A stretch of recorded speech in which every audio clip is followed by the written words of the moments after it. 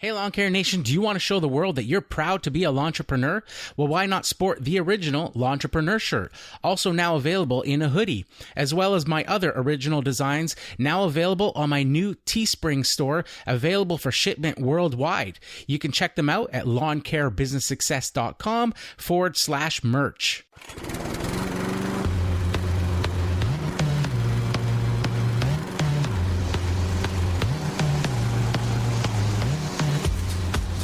You're listening to the Lawn Care Business Success Podcast, the weekly show sharing proven methods and systems in marketing, equipment, and customer service, educational and motivational, to help make your lawn care business an overwhelming success.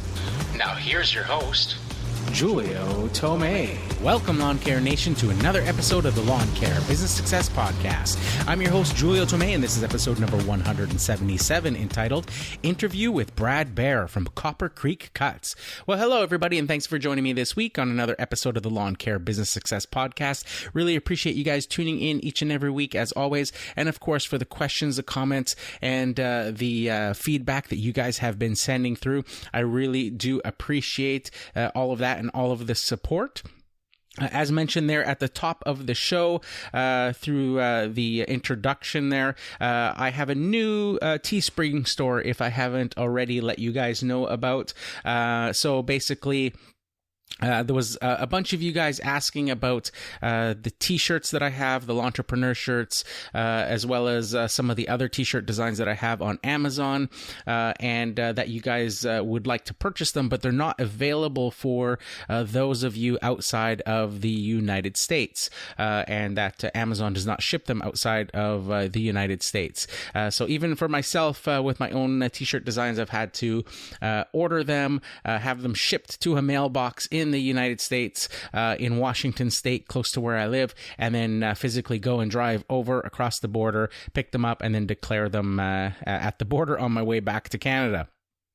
And a bunch of you guys have asked if it was possible for me to buy shirts and then ship them to you guys. So for me to go pick them up and then ship them and stuff. And of course, that can be quite a bit of workaround.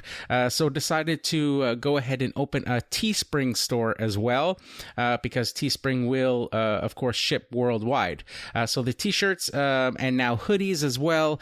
So if you like that Lawntrepreneur shirt, you can also get it in a hoodie now, as well as some of the other t-shirt designs, coffee mugs, things like that are all available now on the Teespring store. If you want to go check it out, as mentioned in that opening, you can head on over to lawncarebusinesssuccess.com/merch, and that'll take you right to the Teespring store. So I just wanted to clear that up, as some of you guys may be in the U.S., at least the U.S. listeners may be wondering why I'm opening a second store when I already have t-shirts for sale through Amazon, and it's mainly because Amazon doesn't ship outside of the United States. So basically, if you're in the US and you're an Amazon, especially if you're a Prime member, you can go ahead and order still through Amazon and get that free Prime shipping. But if you're outside of the US and you'd still like to pick up a shirt or a hoodie or something like that, then you can head on over to that Teespring store. All right, so for this week, super excited to get back into the interview process. I've got a bunch of people in mind. Some of you I've already reached out to about doing interview episodes. So I started out here with Brad Behr from Copper Creek Cuts out in Florida as the first interview that I'm doing for this winter off season.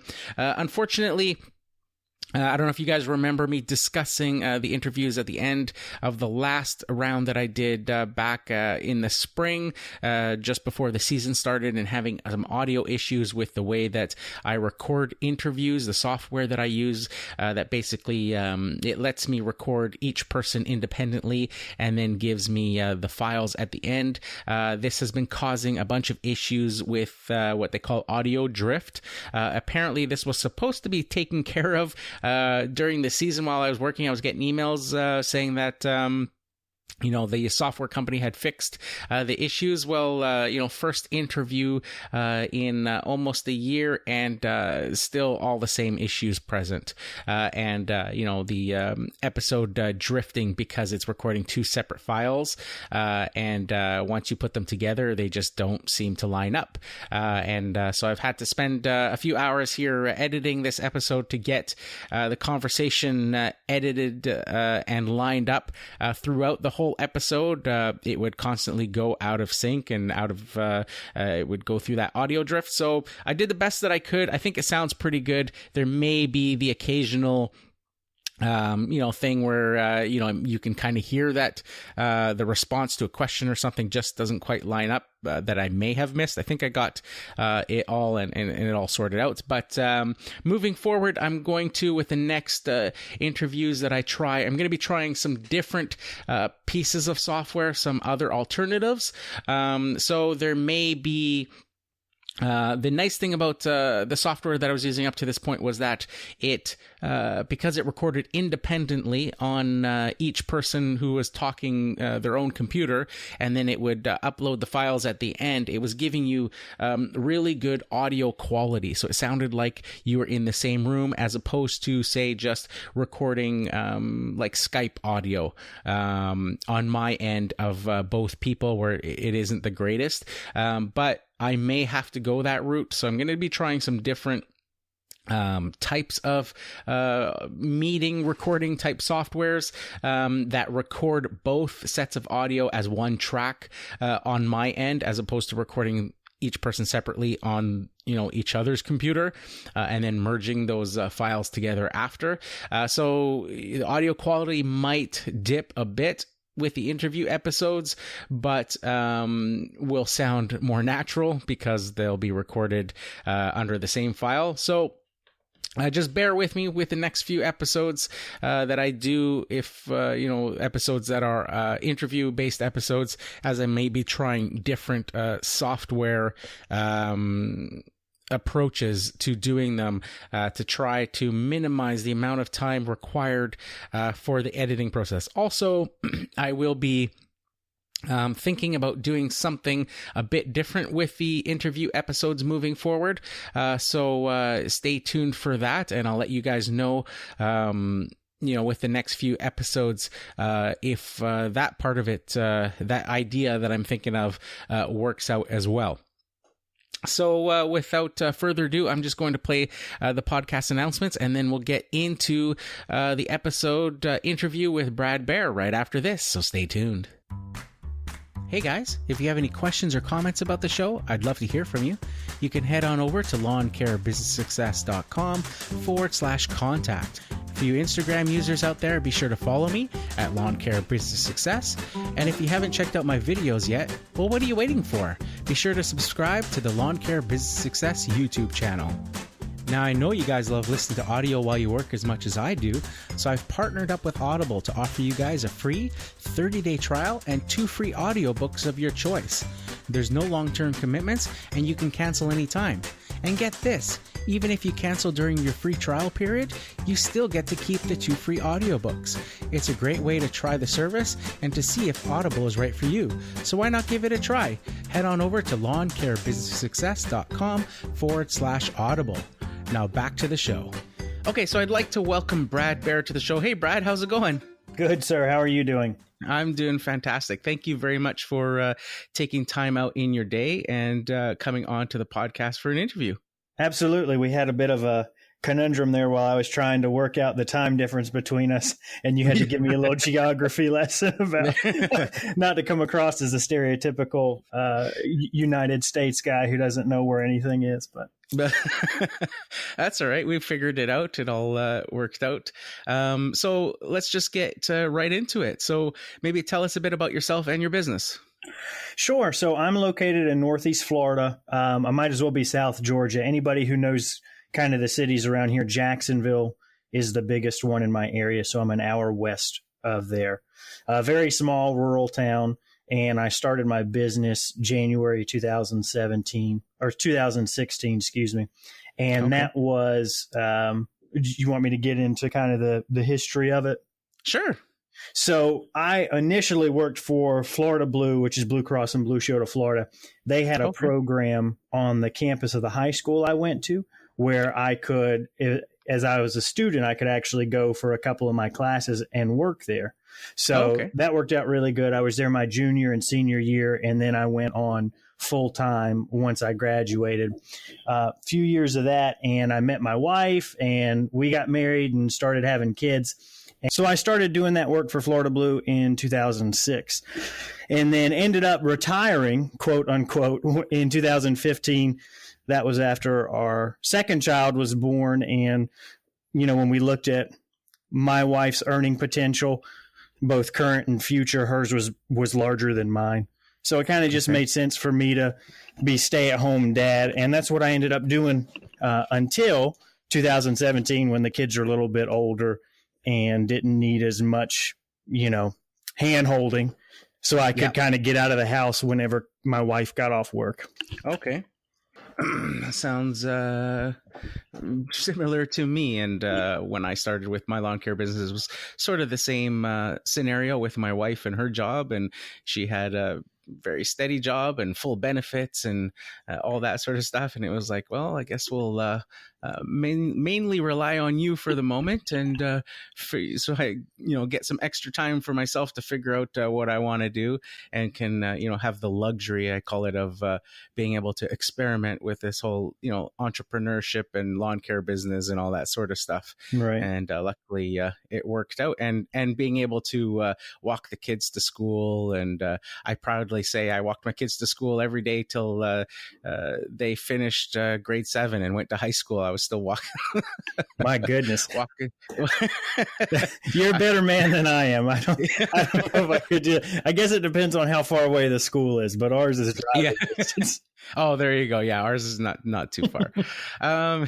So I take it now that your lawn care business is your main income for yourself. It's not like a side hustle or anything. Well, so we're actually very fortunate that, you know, my wife, even when I retired in 2015, her income was enough to pay all of our bills and, you know, still meet our savings goals and all that stuff. So for these past 2 years, I've been very fortunate, not only for that, but for her support, where she's allowed me to, you know, this money that's coming in, she's letting me put it right back into the business without demanding that, you know, no, that needs to go to the household funds, which is something we talked about at first. And, you know, I was kind of blown away with how supportive she was about, you know, letting me do that. Cause I do think there can be in that dynamic, I don't know if resentment is the right word, but, you know, if she's working very hard for the family and all the money that she's getting is going into the household budget, and then she sees me and all the money I'm getting is to, you know, buy a new enclosed trailer or, you know, get a new Bobcat mower or, you know, all the stuff that's real fun for me, I think that could be kind of challenging, but she's handled it really well. So thankfully, we don't, you know, depend on any of that to pay bills or anything.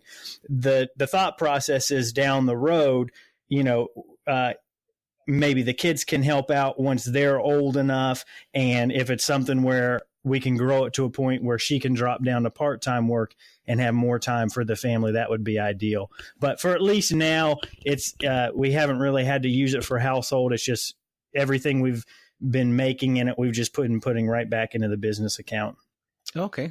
That sounds really good. Very a supportive wife. It's my wife is similar to that as well. And it's always, like you say, it's always that when you were talking about the you know, the possibility for resentment and stuff, I was like, I know what you're talking about, because I always think the same thing about her, right? She's out there working. She has to leave so early in the morning to go to work for her job, and she comes home late and all that. And she still, you know, is doing stuff for the family and all that. And I'm always, you know, am I, you know, make sure that you're, you know, showing her that you appreciate everything that she does, and the fact that she's always supporting all of, you know, my efforts and all that sort of stuff. So yeah, that kind of hit home. So when you were saying that, I was like, hey, this sounds like I'm interviewing myself for a minute there. Well, at least you know what questions to ask then.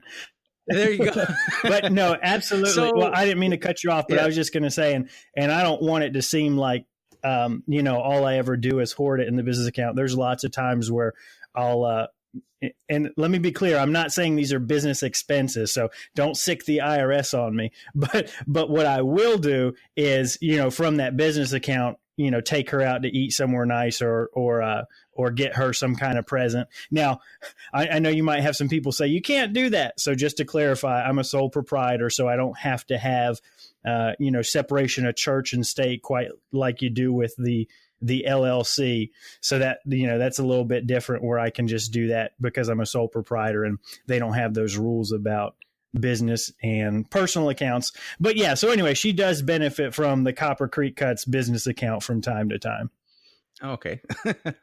So, what first attracted you to the lawn care industry and made you want to start your own business?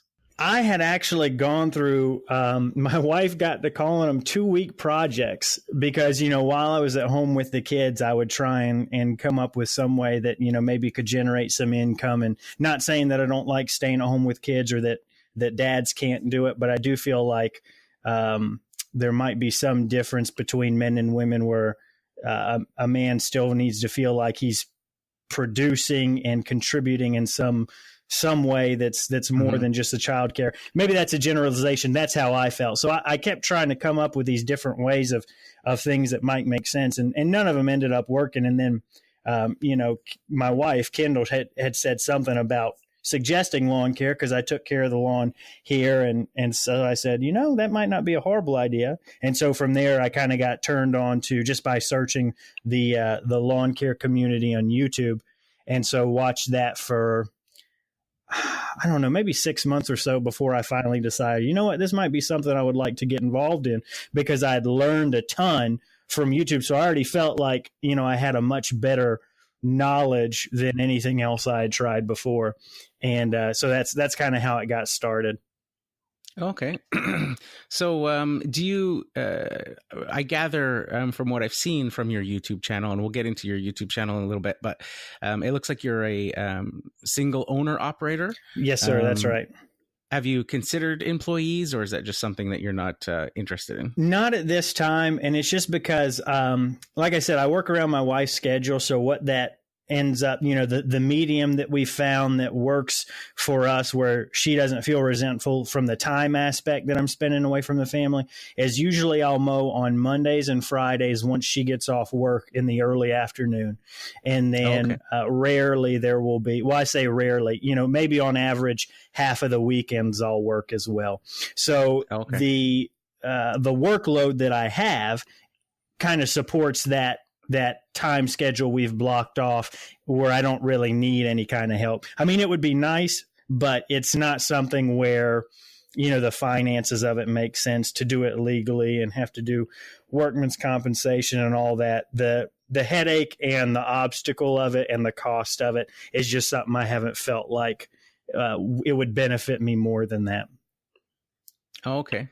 Yeah. So, that's similar to me as well. Just sort of working, with the time that I have, especially as the kids were growing up, and I was responsible for picking them up after school and stuff. I had a very limited amount of hours between the time they were at school and time that they needed to be picked up.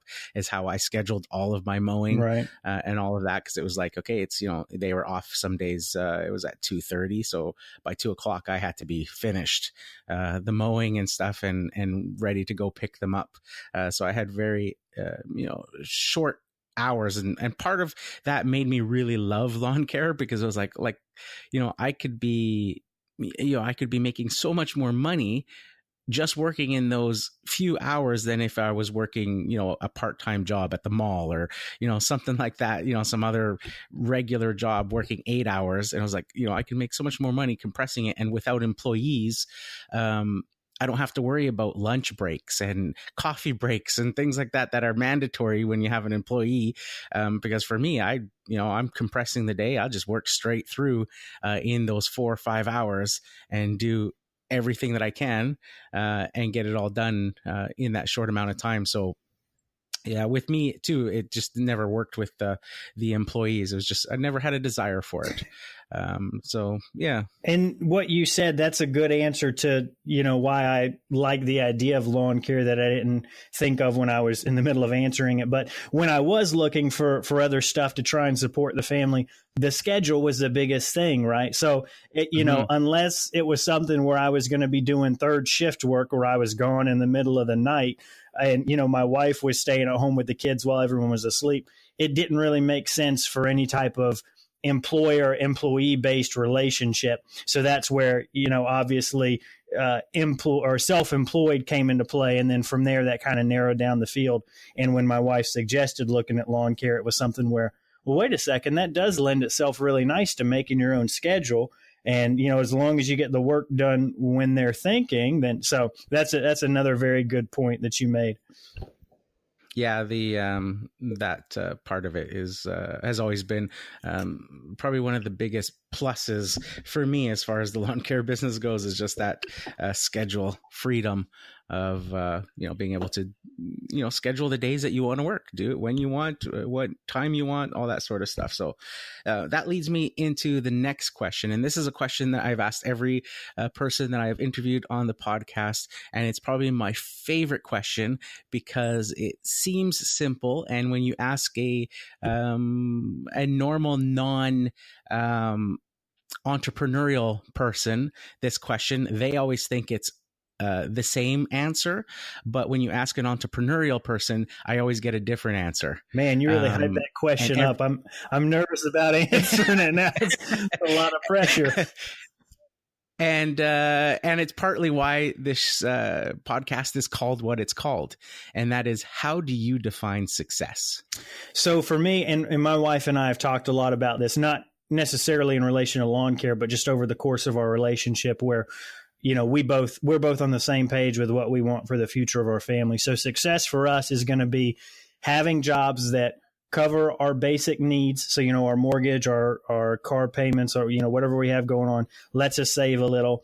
And then from there, the next biggest thing is, how can we spend the most time with our family? So, I live across the street from my mom and dad. So with them, but more importantly, our kids, because I really feel like, not to get off on a tangent about how the world is today, but I feel like one thing that's important when you're raising your kids is being there and being present and being a part of their lives. So success for us is going to be some combination of jobs where she and I can not only have time together, but be present with our kids, especially, my daughter's 5 and my son is going to be 4 soon. So it's not as critical now, but I think once they get into those tougher teenage years, it's really important for them to have us around. So that's kind of what success is like for us. The monetary aspect is only going to be to where our needs are covered, and we can save up whatever we have for our goals. But beyond that, we don't care too much about it, and just being around for our kids is kind of what's the next most important thing. Yeah, absolutely. And that there again, it just proves my point about that question about, everybody's answer being different.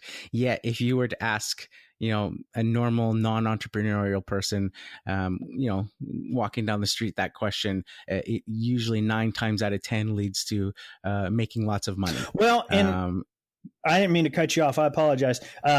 But it's a good point because, like you said earlier, this is a field where, it's not impossible to make double, triple, quadruple the normal hourly rate of what some people who are striving for financial success can make because of just the nature of it. So I think once you get into this field and you realize that, yes, you can make a lot of money if you work very hard and apply yourself, but you can also make just enough on a much shorter schedule than that 40-hour work week that, most people are used to. So it's a really good point about, the amount of work that you put in and the higher, I guess, ratio of income might be the term that you have with this lawn care field. Mm-hmm. So what, with you now doing this for a few years now, and sort of, it wasn't ever your long-term plan or goal to go into lawn care or be self-employed, what is your favorite thing about being self-employed? I think what I really like, and this is something that became evident after I posted a video a month or two ago, but what I really like is the ability to, and I hope this doesn't put me in a bad light or like I don't enjoy hard work, because I do, but I really like being able to pick and choose my work. So there, and I don't know if this is going to get into the YouTube channel bit of it, but it's just about this specific video. There was a video I posted, and I intentionally worded it a little bit so that, you know, people would want to click it. It was titled, "I Quit This Job in Less Than a Month." And it was basically, it was, you know, me doing a point of view camera on this yard. And in the video, I described the reasons why, after servicing this yard 3 or 4 times, I realized that it was just not enjoyable. So there were things like there were a ton of cracks in the sidewalk, and they all grew, grass. So that had to be maintained. Yeah. The sidewalk itself was very low. So there were a couple low spots, and the yard itself held water. So every time it rained, there was a lot of low spots that I had to string trim around. I couldn't mow them. It made it take longer. It made the yard look worse because, you know, there's tire tracks everywhere. They had a gate put in, and they didn't give me a key. So that would have had to been something that I would have had to contend with, you know, working my schedule around when they're home. The backyard, half of it was patio, and so with a pool, so I had to be real careful about blowing. And if I got pine needles in the pool, I had to fish them out. And the other half of the yard was, you know, underneath a bunch of shade trees. So it was nothing but weeds that I had to string trim. So it was just this huge death by 1,000 cuts almost kind of scenario where I realized I did not like this job. So I told them, you know, unfortunately, after today, I won't be able to service your yard. I gave them the last cut free. And the last cut was actually, you know, when I figured out that they had that gate that I wouldn't be able to get a key to, the lock gate. And in that video, there were so many negative responses, and I completely understand why, but people who, you know, attacked my work ethic for that. When I said many times in the video, you know, it just all boils down to, I wasn't happy doing this work. And if I'm not happy and I only have a limited number of hours to work, why would I keep this job? So that's something that meant a lot to me, that I really like being able to pick and choose work, not only because of how it makes me feel, but I realized that I think most of those negative comments were from homeowners who might be employees themselves or other lawn care employees who didn't have a choice about picking which yards they worked on, right? Because their boss says they pull up and this is the yard we're going to do. So it's something that not only makes me feel really fortunate and empowered, but it's also something that I think a lot of people don't have in this world. And because of that, it's something that I value even more, if that makes sense. Yeah. Yeah, no, absolutely. It does. I was, for the first few years in my lawn care business, I struggled with that sort of idea of, you know, firing a customer or not taking on work, because in the beginning, you're just like trying to do as much as you can. But you know, as the years have gone by, and especially this year, I've talked about on the podcast how it was my busiest year to date in 13 years. It was like insanely, the phone just would not stop ringing. And I just took that freedom of being able to say, okay, you know, if there was something, you know, that I didn't like about a yard or anything like that, you know, this was the year.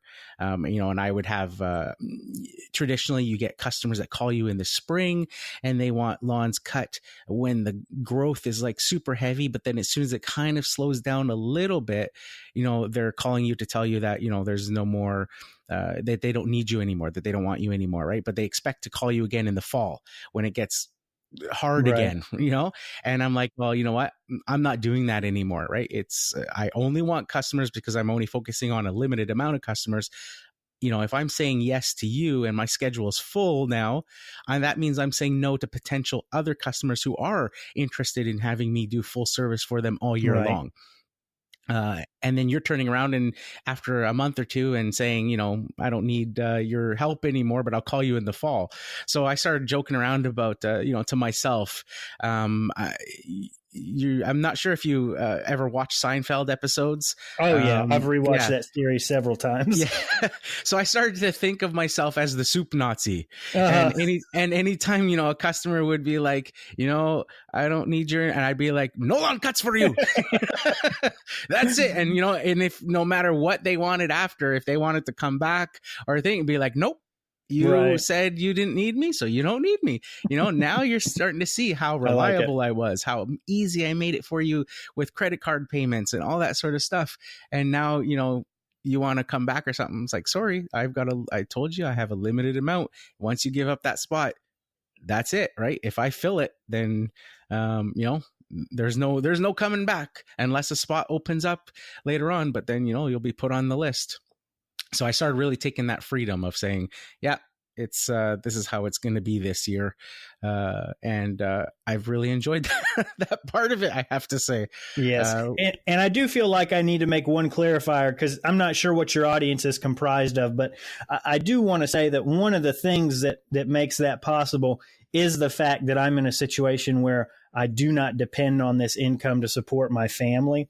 So yes. I do think that if it were a little bit different, and let's say, my wife didn't have any job at all, I can completely understand that. And this was what another batch of negative comments on, this thought process was people who didn't have that opportunity. So if you're, just starting out and it's all on you, I can completely understand somebody doing work that they don't like, which that might speak to the point of the best time to start your lawn care company, if you're interested in it, is when you don't need that income, so that you can do it part-time, you can learn the ropes, that you're never forced into taking work that you don't want to do, so that you can, put all the money right back into the business. But I did just want to add that one stipulation real quick, in case somebody said, like couldn't feel like they related to me because of that issue.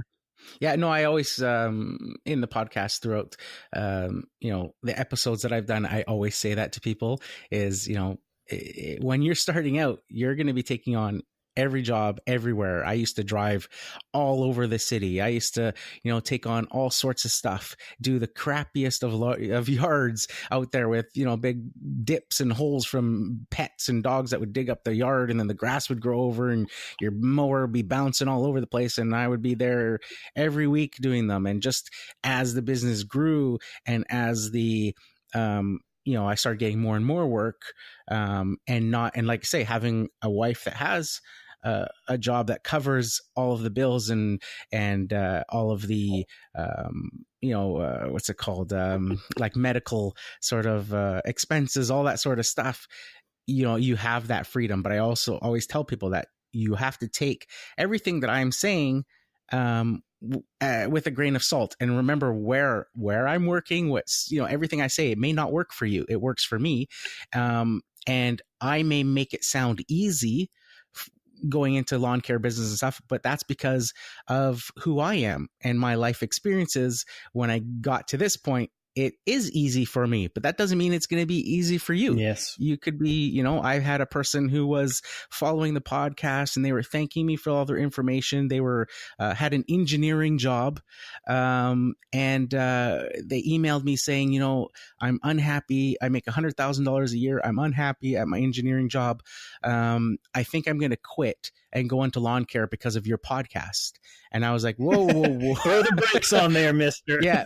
Put on the brakes. I said, you know what? You may not like it. I said, don't quit your job. Do it part-time. Get a feel for it and all that sort of stuff. And he was going through the steps. He bought an enclosed trailer. He was doing everything right. He watched one of my YouTube videos on how to build a website from scratch. He'd never done it before. He built his company website. He was getting calls coming in from Google. Everything was going. And then all of a sudden, I noticed his Instagram account disappeared. And I was like, well, that's kind of strange. So then I contacted him. I emailed him and said, so what's going on? Your Instagram account has disappeared. And he said, you know what? I have so much respect for you contractors. He says, after all these months, I've realized that lawn care is not for me. That it's just he says, I'm worn out. And he says it's doing the lawn care in the evenings and the weekends has reinvigorated my love for engineering. Yeah, funny how an air-conditioned building looks a lot better after you do this for a summer or two. Yeah, so your advice there, just making sure people kind of get that point, it really, hits home. I've seen that before, and I always try to make it clear that, hey, you know what, don't follow, because I get those emails all the time where people are like, because of your podcast, and it's like, don't take my podcast as gospel. Mm-hmm. Listen to everybody, because it's all different situations. It's all different experiences. Take, what you hear from me, what you see from your YouTube channel, from, all over the web, kind of put it together, but you're going to have to find your own way, through it and see if it's, if it's right for you. Right. So next question here that I have for you is your lawn care business, do you just do lawn care, or do you offer any other services like power washing, window cleaning, that sort of stuff?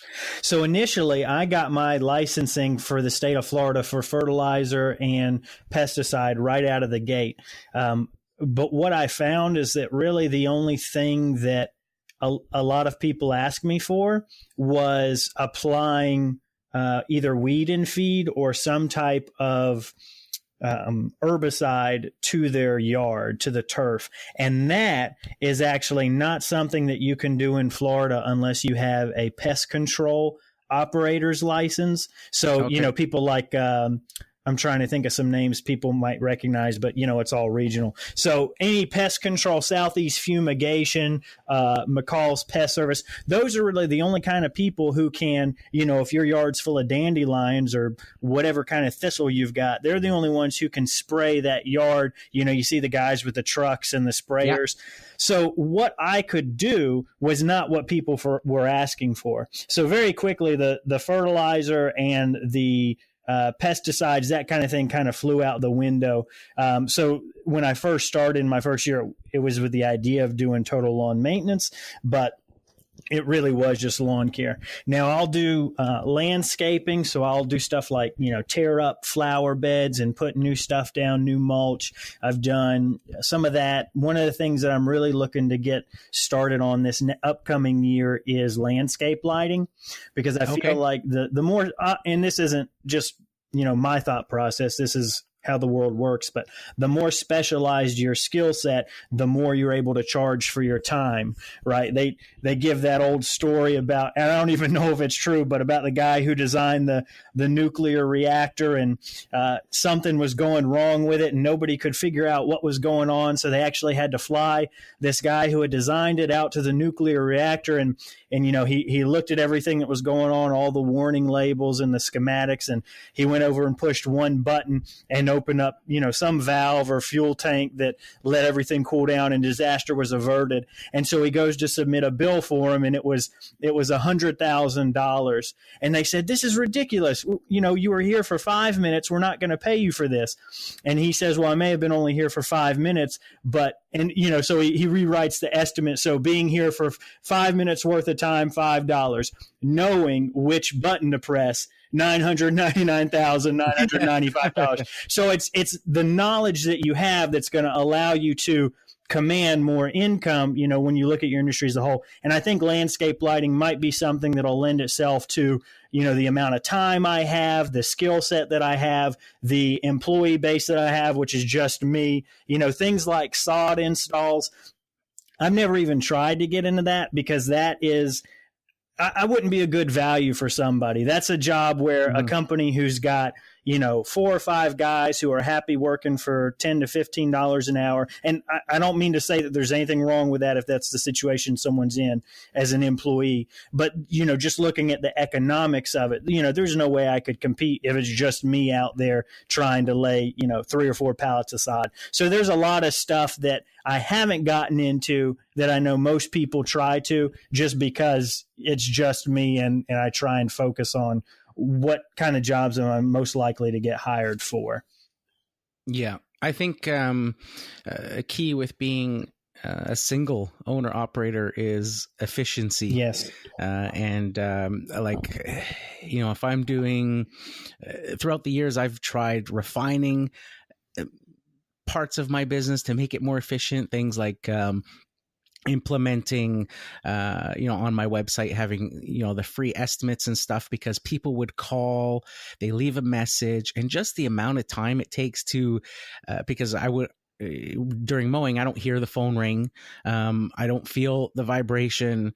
So then, I finish a job and there's messages, and a lot of times people are mumbling or they're talking too fast, and you're having to replay these messages to take notes down on their phone number. Then you're having to call them to get their address, to figure out what they want and stuff. So I started refining it to, having free estimates on the website, where people go to the website, they enter their information. I have a little questionnaire of, what job are you interested in?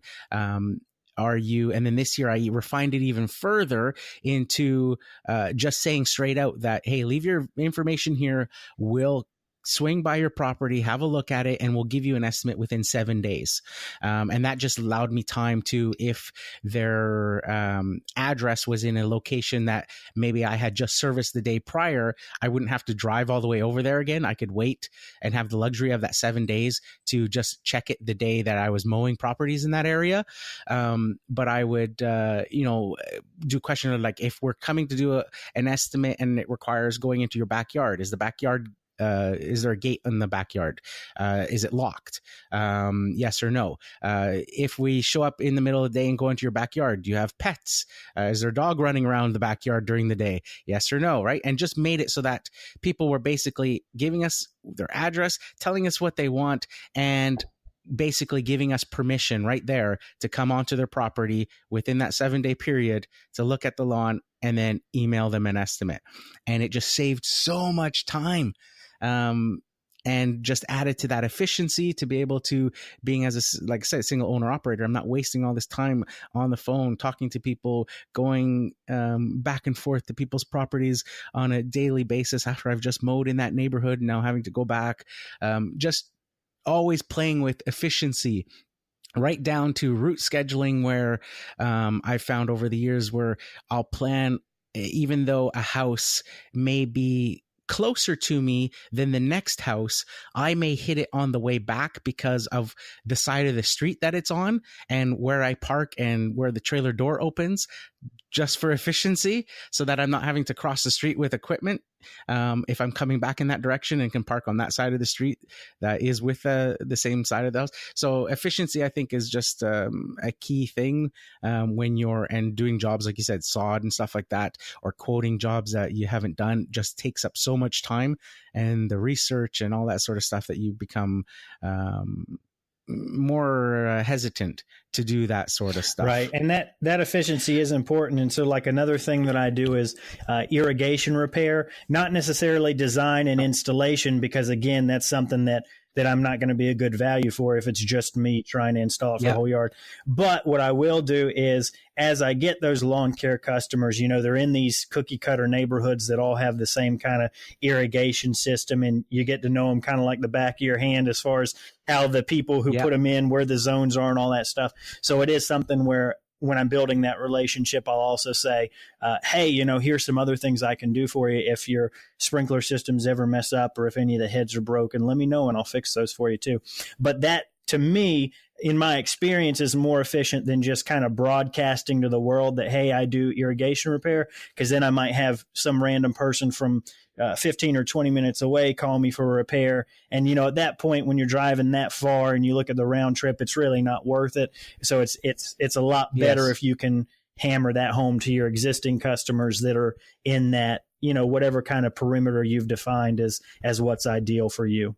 Yeah, that's a big key to it too. Like I said in the beginning, when I started my business, I can relate to most people in the fact that I was driving all over the place, like say 15, 20 minutes to go do a single, $30 lawn mow, and then driving back. And it's like, you're not making any money at the end of the year. I remember my first few years, I would do my taxes and stuff and be like, wow, I could have worked at McDonald's for more money than and I would have got an employee discount too on the food.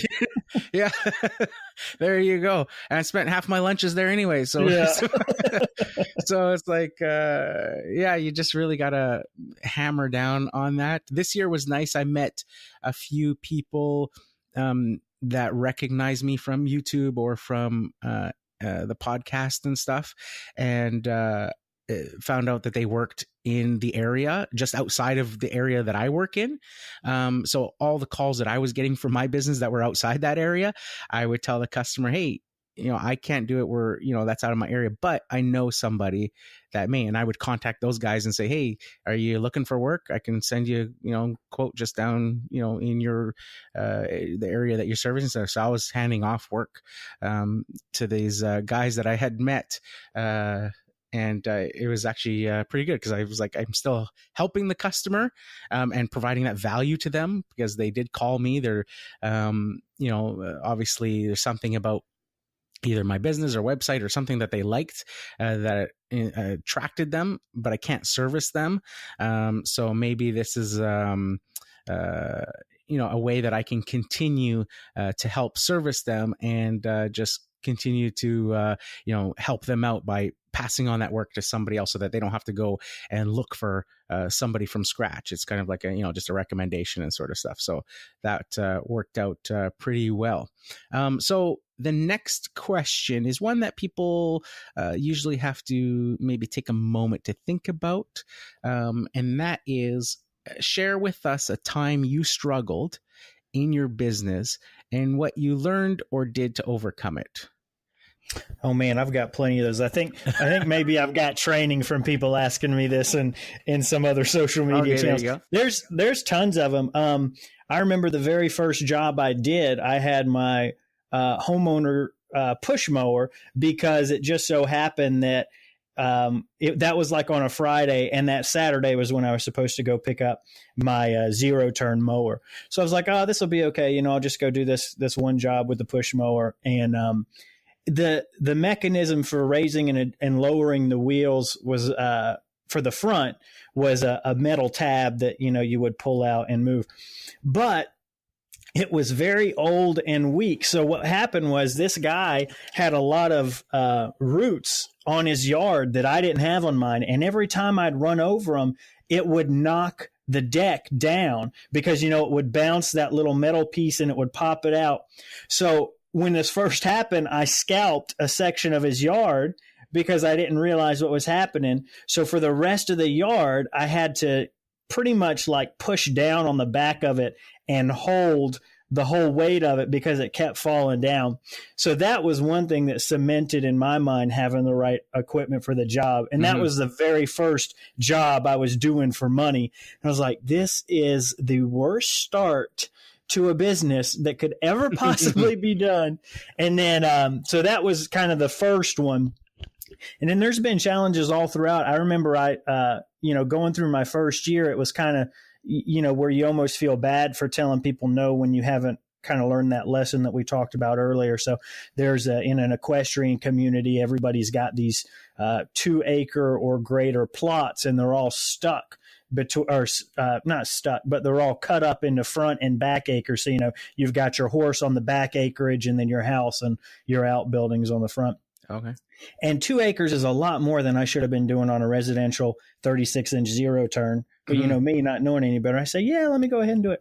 My rear end was numb. Like I convinced myself at the end of it because of the condition of the yard. The front acre was really nice, and then the back was just all like you were talking about, potholes and sticks I had to pick up, but I was bounced around and beat up so much. And then the fencing is a kind of a figure 8. It's a square in each of those acres. So I've got my residential grade string trimmer, and my hands, I can't feel my hands at the end of this hour and a half of string trimming. So just things like that it's kind of like, those are instances where you think, is this really what I want to be doing? But of course it is. You just have to modify your expectations. And, those kind of situations let me know, okay, I don't like push mowing. I'm never going to push mow. So I've got to get good equipment that can hold up to it. And then, the yard that was 2 acres, okay, I need to stop taking these big yards because the time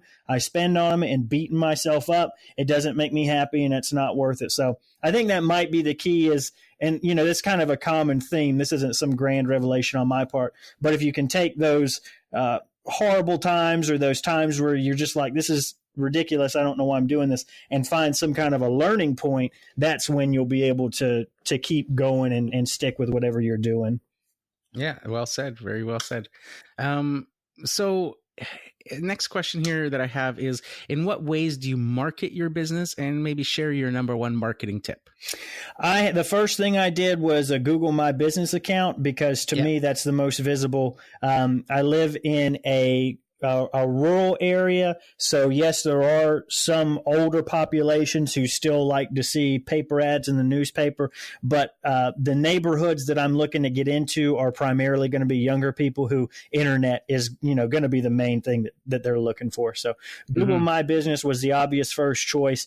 I know personally for me, I like to do business with someone who has a website. So that was important for me to get set up. So I've just got a free Wix website. And I don't have any affiliation with them, so I don't even give out my email address because it's a free account. It's something silly like coppercreekcuts.wix site /Copper Creek Cuts home. Something that you can't tell anybody, but it's important to have, because if somebody searches Lawn Care McClenny, Florida, it doesn't matter that it's not coppercreekcuts.com, having the website to capture, it's the important thing. Or if they do search my name directly, Copper Creek Cuts, then they'll pop up there. So those were the first two things I did. Afterwards, I found that there was a lot of people who like doing stuff on Facebook. So I set up a Facebook business page, and, to capture reviews mainly is the main thing. I'm not very active on it, but it's important because there's, there are some local either yard sale groups or just local information groups where people will sometimes post, does anyone have suggestion for lawn care? Or, hey, I need someone to mow my lawn. So it's very convenient to just type in Copper Creek Cuts and, have that suggestion load for my page. And then they've got the social proof of, oh, hey, he's got, 7 reviews and they're all 5 stars, that kind of a thing. So Facebook was something that I added after.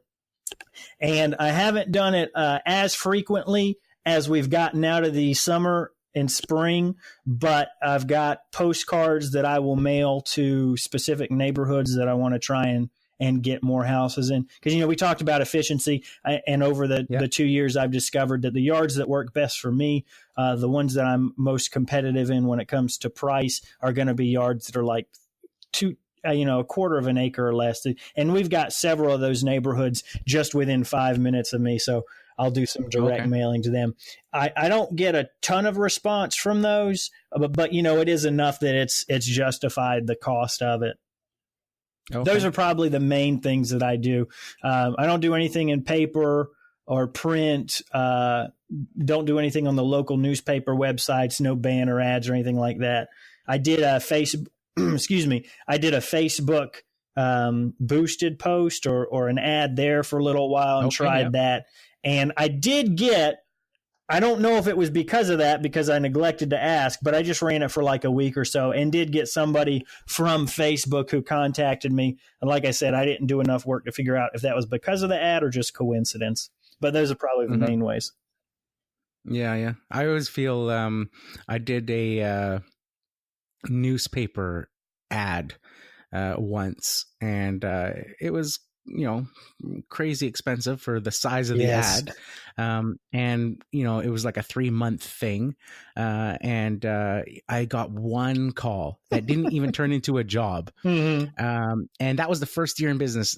First year I went on my own after leaving the franchise that I was in. So that was about 8 or 9 years ago. And I only did it the one time for 3 months. Like I said, it only resulted in one call for basically a price shopper. And they have called me every year since, seeing if I want to put my ad in. And I'm like, no, I don't. And I keep explaining to them, I did it for 3 months. I got one call. I do the Google My Business. It's free. And I get, 6, 7, 8 calls a week, even during the slow period. So it's like, why would I pay to do that? So I feel sorry for these newspapers, because it's like, man, that's kind of going out of style. Yeah. For that sort of stuff. So one of the most common questions that I get in my business is, and this is going to be different for you because of where you're at, but it's, what do I do in the winter? So is there a winter or off season in your business? And if so, what do you do in the winter? Yes. So contrary to popular belief, all of Florida is not like Miami. We're Northeast, and, I might as well be South Georgia. I think I've said before. So things slow down in October, and then you're not doing much November, December, January, February. And then when it kicks off in March, it's really dependent on the weather. So like last year, 2016, it was very, very slow to start because we were in drought conditions and there just wasn't any rain. But so we do have a couple of months where, the work isn't there as much. As far as what to do, again, since I don't depend on this income to pay bills, I've been very fortunate that there's no pressure on me. But at the same time, I do want to stay busy just for my own, mental health. So that's one of the reasons I'm looking at starting landscape lighting, because I think that would be a good thing to, during the holidays, I feel like people pay more attention to the lighting aspect of their house. So they might be in a more receptive frame of mind for just regular landscape lighting, especially if they're, they've seen how nice their house and neighborhood looks with everything they put up. So that's just my thought. I don't know if that's true or not, but I do feel like that would be a time of year that would lend itself to getting more yeses from people. Pressure washing would be another good one. I have done that once or twice just for people who ask. I'm not, very skilled at it, so I don't do any kind of housework. I just say, all I do is your driveways and your sidewalks. Those are fairly difficult to mess up. So yes. So I did that once or twice. I wouldn't mind doing that more, but it is a little bit.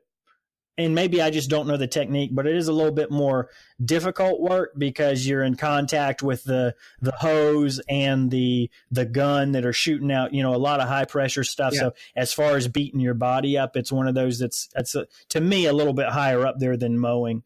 And then irrigation repair, they're not using their irrigation systems very much during that time. So if you've got people who, like, for instance, I was walking around somebody's house that I was going to mow for, and I hadn't been there, and, they do it themselves most of the time, but I think they just had family coming in. So I walked around the yard to do stick check hoses, make sure, they were put away so I wouldn't run over them. And I found that several of their sprinkler heads, I think they messed them up whenever they were mowing themselves. So that's a good time of year to say, hey, if you want to go ahead and knock this out now while I've got time, it'll be cheaper because, my time's not in as much demand and you'll be ready to go when spring comes around. So those would kind of be the ones around my area that I would look at. All right. So what are your future goals or plans for your business? So I would really just like to keep, like I said, a lot is dependent on my timing with the kids, and my son will be starting school next year, so that'll help. But, still during the summer, I can't like book work for Monday to Friday from the time that they're in school, because once summer vacation hits, they still need to be taken care of. They're not quite to the age where they can sit at home.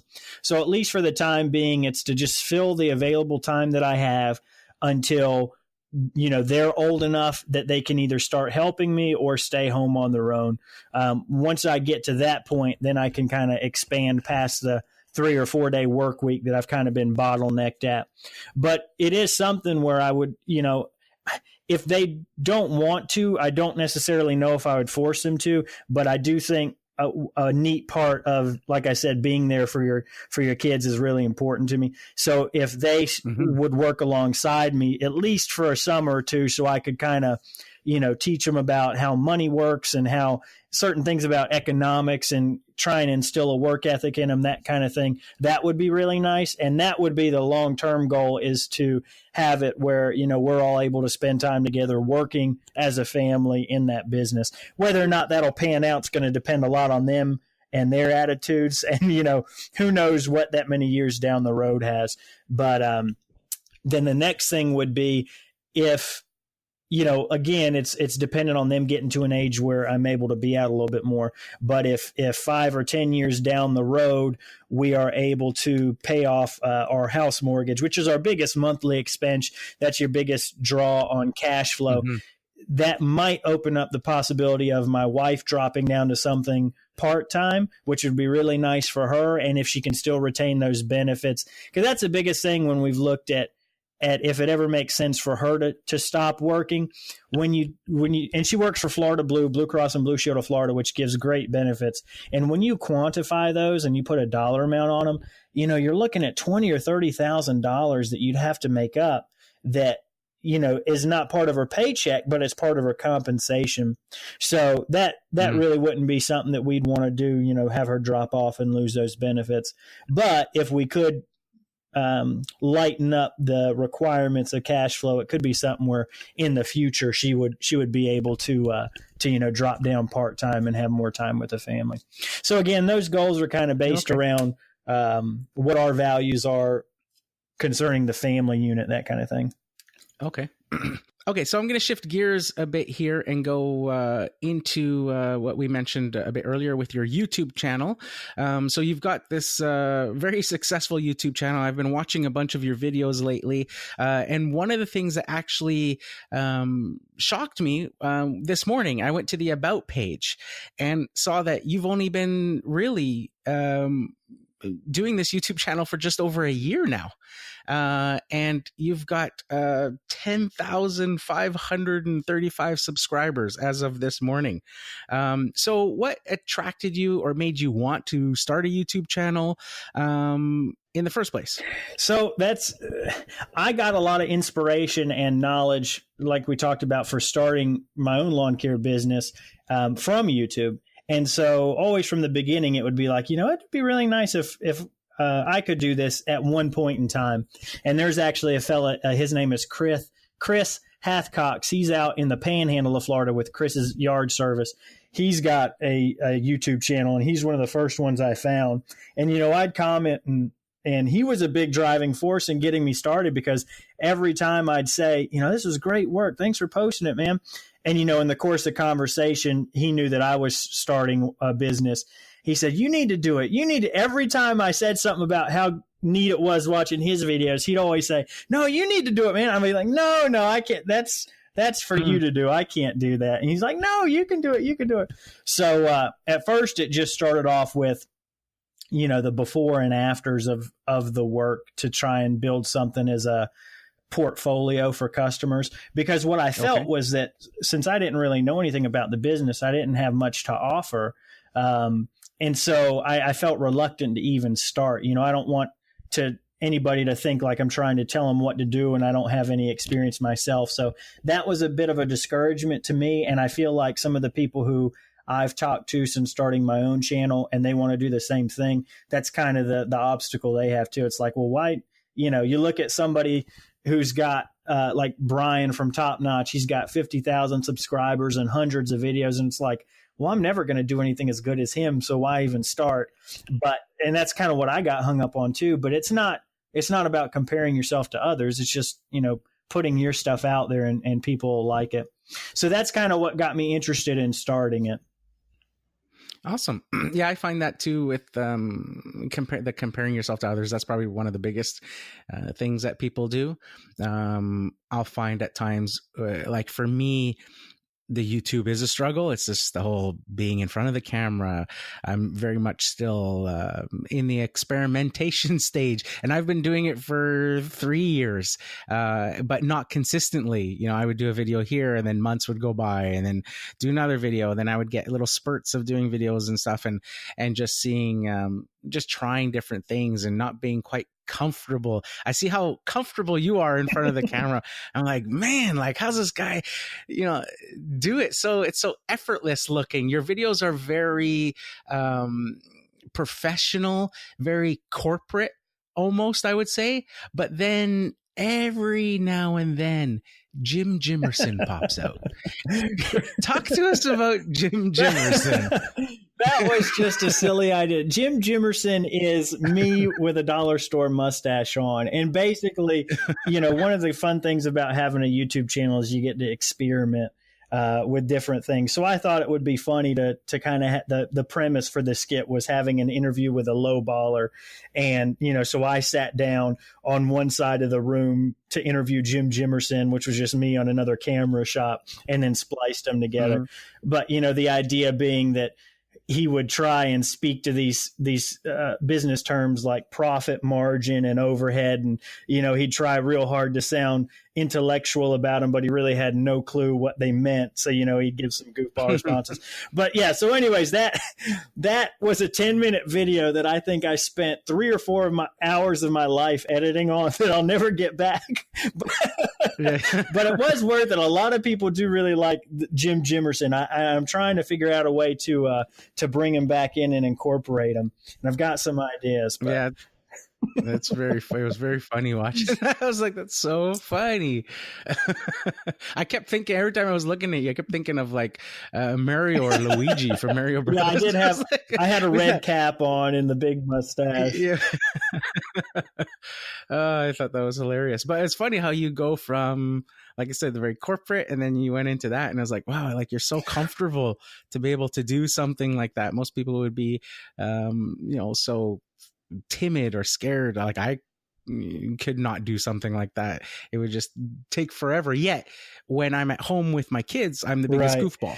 I'm, stuff, but to do it on camera or something like that. Well, like, and I don't necessarily want people to feel like I've got, some special gift or I was born with or something. I've had a lot of practice, especially in my working career, with public speaking and being in front of people. And, there wasn't a ton of camera work in that, but there was a couple of times where, Blue Cross and Blue Shield was doing some intranet video and I was a part of whatever group was helping produce that and doing some interviews. And, but the point is that it was just because I've had a lot of practice, and it's something that anybody can do. It's just a practice thing. And that the more you're in front of that camera, the more natural it feels. Eventually you aren't afraid to look right in the camera lens. You don't feel weird about it anymore. Well, maybe you still feel weird about it, but you're able to do it, right? You're able to just get over it and do it. So it's just something that anybody, I'm confident anybody can do it. It's just something that you've got to do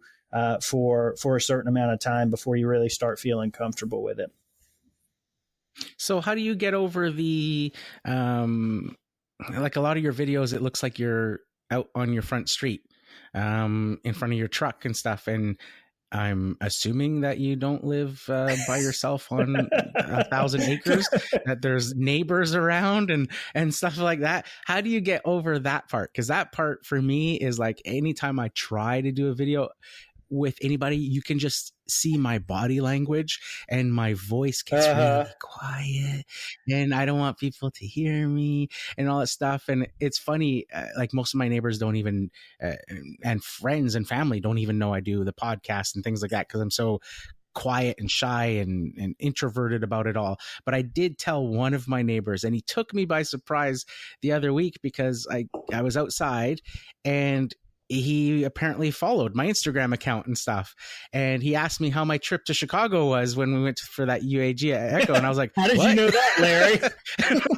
Yeah. And I was like, oh, darn it, I told them.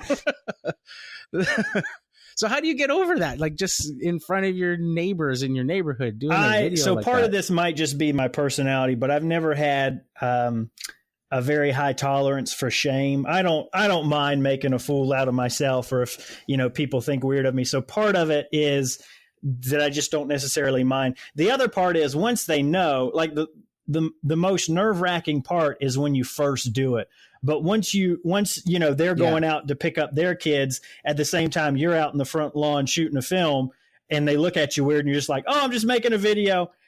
After that, the cat's out of the bag and it's not as embarrassing anymore. Now, I will say that, like, if somebody's out in the yard doing something, that may not be the best time to shoot the film, just for sake of looking weird. And also, you've got your audio quality issues that you worry about if their background noise is going to get picked up. But honestly, it's just one of those things, just like feeling comfortable in front of the camera, that it's just one of those things that at least initially you've just got to swallow and just do it.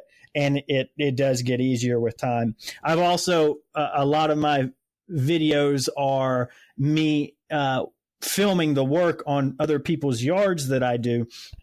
And that's something where once you get over that, filming on your own property doesn't seem quite as daunting, because at least those are your neighbors that, have some semblance of who you are, versus complete random people in another neighborhood that you don't know if they're going to call the cops on you or something. Like, there's this guy staking out this house with a camera in it, that kind of a thing.